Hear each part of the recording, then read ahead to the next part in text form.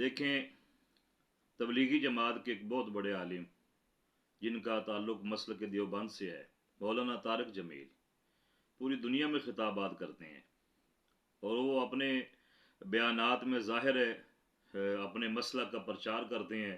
دیوبندیت کو پھیلاتے ہیں اور ہمیشہ اپنے بیانات میں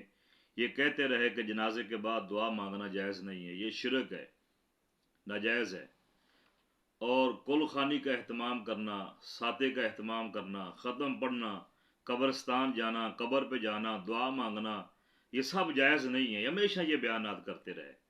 اور آپ نے لوگوں کے جو جہاں جاتے تھے لوگوں کے عقائد کو مزید خراب کرتے رہے۔ اب چونکہ ہمارا عقیدہ یہ ہے کہ یہ سارے کام جائز ہیں، ختم پاک پڑھنا، کل خوانی کرنا اور جنازے کے بعد دعا مانگنا، قبرستان میں جانا، بخشش کی دعا مانگنا، یہ سارے کام جائز ہیں ہمارے نزدیک۔ مولانا طارق جمیل اور اس مسلک کے دوسرے علماء ہمیشہ اس کی مخالفت کرتے رہے، لیکن میں حیران ہو گیا ہوں اس بات پر کہ پچھلے دنوں مولانا طارق جمیل کا جب بیٹا فوت ہوا تو اس کے جنازے پر فوراً جنازہ پڑھتے ہی جناب دعا بھی مانگ لی اور کل خوانی کا اہتمام بھی کر لیا، قبرستان جا کے دعائے بخشش بھی کر لی، قبرستان بھی چلے گئے، لوگوں کو بھی لے گئے، سارے کام کر لیے۔ جن باتوں کی مخالفت کرتا رہا مولانا طارق جمیل، فوراً ان ساری چیزوں کو مان لیا اور ساری چیزوں پہ عمل کرنا شروع کر دیا ہے۔ اس سارے سینیریو سے یہ ثابت ہوتا ہے کہ طارق جمیل نے تبلیغی جماعت اور دیوبندی نظریات کا رد کر دیا ہے اور ان کو جھوٹ قرار دے دیا ہے،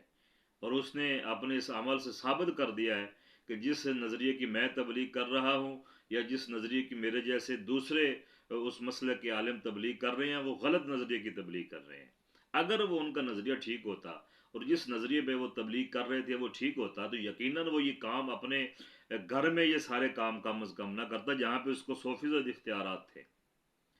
اس نے اپنے عمل سے یہ ثابت کیا کہ سنی مسلک صحیح ہے، سچا ہے، سنی مسلک سچا ہے اور سنی مسلک ہی حقیقت کی نشانی ہے، اسی مسلک میں رہنا چاہیے۔ کیوں کہ جو کام ہم کرتے ہیں ظاہر ہے یہ قرآن و حدیث کے مطابق ہے، سارے سال ثواب کا اہتمام کرنا، اور وہ مخالفت کرتے رہے اور آج اس کو مان لیا ہے۔